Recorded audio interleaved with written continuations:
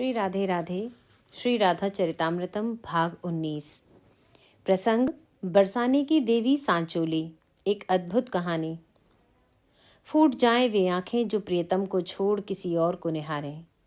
फूट जाएं वो कान जो प्रिय की बातों के सिवा कुछ और सुने। जल ही जाए वो जीभ जो अपने प्रेमास्पद के सिवा किसी और का नाम भी पुकारे। अरे, जिन आंखों ने प्रिय को निहार लिया, अब क्या चाहिए? और फिर भी किसी और को निहारने की, सुनने की, अन्य को पुकारने की कामना है तो संभालो अपनी इंद्रियों को। ये सब व्यभिचारी हो गई हैं, इन्हें दंड मिलना ही चाहिए। हे अनिरुद्ध सुत वज्रनाभ, गोपियों ने कात्यायनी की पूजा अर्चना की, पर श्री राधा रानी ने वह भी नहीं किया। पार्वती देवी की पूजा करने ब्रज गोपियां गईं, पर श्री राधा रानी ने किसी देवी देवता को नहीं मनाया। क्यों मनाए?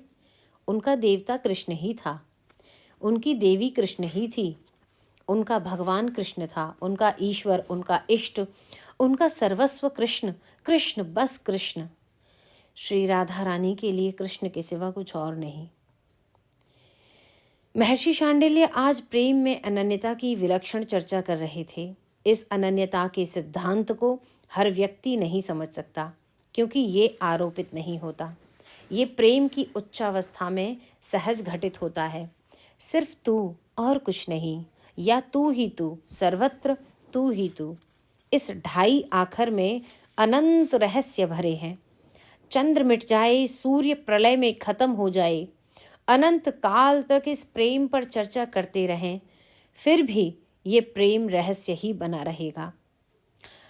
हंसे ये कहते हुए महर्षि शांडिल्य। वृषभान जी की कुलदेवी हैं ये सांचोली।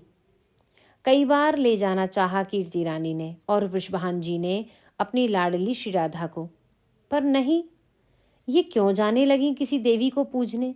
इनके नयनों में, इनके अंग अंग और अंतःकरण में वही सांवरा समाया है। फिर क्यों जाएं देवी देवताओं के पास कामना के लिए? तो कामना तो पूरी होगी इनकी श्री कृष्ण से ही। उसे देखने से ही हृदय शीतल होगा इनका। दूसरे ही दिन कृष्ण आ गए बरसाने नंदगांव से, पर ये दोनों प्रेमी अब मिलें कहाँ? सांचोली देवी के मंदिर में श्री राधा रानी के मुख से निकल गया। सांचोली देवी? श्री कृष्ण मुस्कुराते हुए पूछे। हाँ, हमारी कुलदेवी। वो कब काम आएंगी? श्री राधा ने प्रेम पूर्ण होकर कहा था। अच्छा, कहाँ है ये तुम्हारी देवी? हमारे महल से दूर एक पर्वत पड़ता है, उसी के पीछे। श्री राधा रानी ने स्थान का पता भी बता दिया था। कोई आता जाता तो नहीं है? प्रेमियों को सदियों से एकांत ही प्रिय रहा, जैसे मनीषियों को, ऋषियों को। अरे, ये प्रेमी भी कोई ऋषि मुनि या मनीषियों से कम तो नहीं है। जितनी एकाग्रता ऋषियों में, योगियों में पाई जाती है, उससे भी ज्यादा अपने प्रियतम के प्रति एकाग्रता प्रेमियों में पाई जाती है। क्या इस बात को कोई इनकार कर सकता है? पूरक, कुंभक, रेचक योगी क्या सिद्ध करेगा?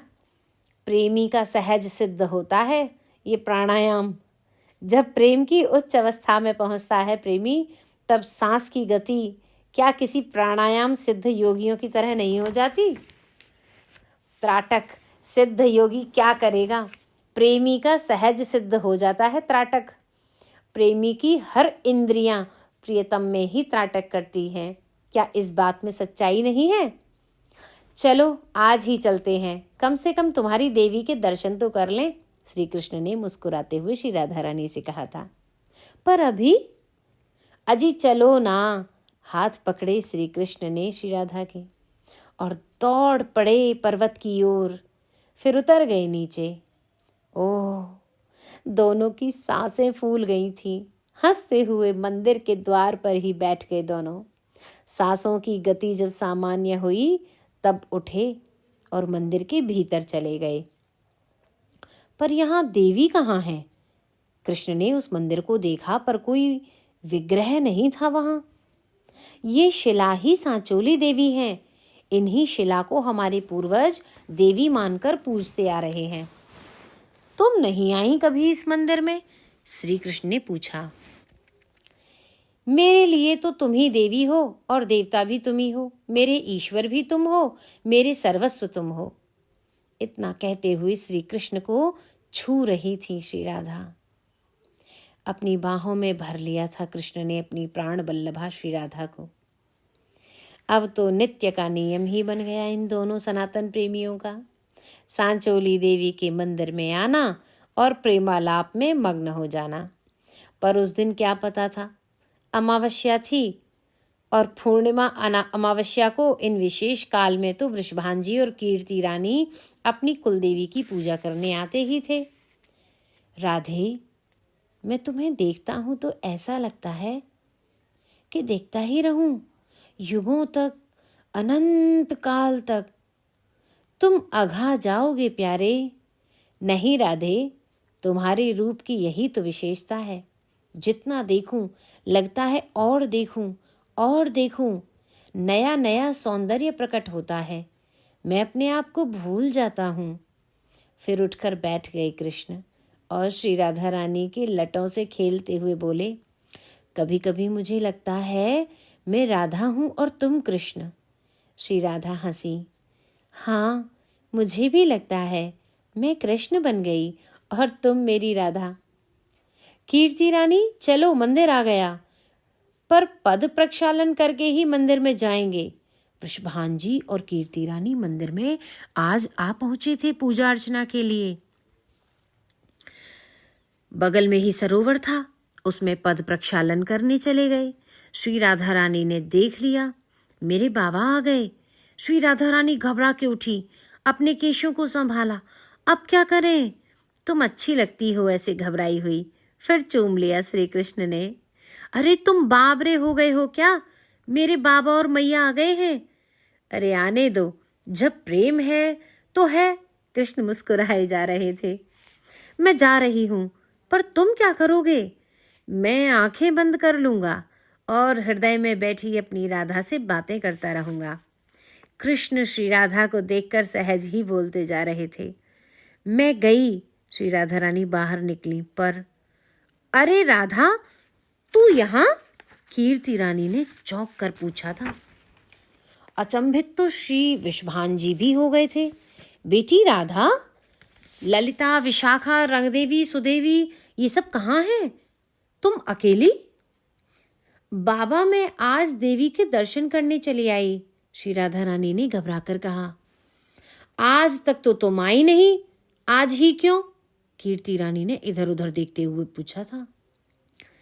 नहीं, वो देवी को हार, मुकुट और वस्त्र, देवी के विग्रह को कई दिनों से किसी ने स्नान भी नहीं कराया था, तो मैं। बेटी राधा, क्या बात है? स्वास्थ्य तो ठीक है ना तुम्हारा बेटी? विग्रह कहाँ है हमारी कुलदेवी का? वो तो एक शिला के रूप में ही है। चलो अब हम भी दर्शन करते हैं। तुमने क्या धारण कराया है देवी को? हाथ पकड़कर कीर्ति रानी मंदिर के भीतर ले चली। श्री राधा रानी घबरा रही थी। कृष्ण भीतर ही है, अब क्या होगा? वो दिख जाएंगे तो। मैं महल जा रही हूँ। श्री राधा रानी मंदिर में नहीं जाना चाहती थी, क्योंकि चलो अब हमारे साथ ही महल चलना। कीर्ति रानी ने हाथ पकड़ा और मंदिर में ले चली। पर ये क्या? जैसे ही मंदिर में पहुंचे ये सब जैसे ही मंदिर में पहुंचे ये सब दिव्य प्रकाश झलमला रहा था और एक सुंदर सी मूर्ति खड़ी थी। वृषभांजी चौंके, कीर्ति रानी स्तब्ध हो गई, पर इनसे भी ज्यादा चकित और आनंदित श्री राधा रानी हो गई कि मूर्ति जो सांचोली देवी की खड़ी थी वो कोई देवी नहीं थी, उनका प्यारा श्री कृष्ण ही देवी के रूप में वहां खड़ा हो गया था। उछल पड़ी श्री राधा रानी आनंद से। बाबा देखो, ये है देवी, हमारी देवी सांचोली। सच्ची देवी यही है मैया, बाकी सब देवी देवता झूठे हैं, पर सच्ची देवी तो यही है। करो दर्शन।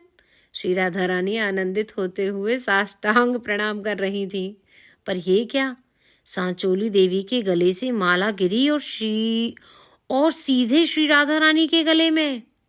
अजी देखो ना, ये मूर्ति रातों रात कैसे प्रकट हुई? हाँ, वही तो कीर्ति रानी, यहाँ तो सदियों से शिला के रूप में हमारी देवी थी, अब मूर्ति के रूप में तो थी नहीं। वृषभान जी क्या कहें, कीर्ति रानी की बुद्धि भी जवाब दे गई थी।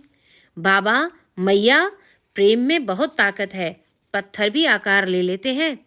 सबके पीछे श्री राधा ही है, पर श्री राधा दिखाई नहीं देती, दिखाई देती है रुक्मिणी। यही तो श्री राधा का त्याग है और यही तो प्रेम की महिमा है। प्रेम छुपा रहे, प्रेम अव्यक्त रहे। जय जय श्री राधे।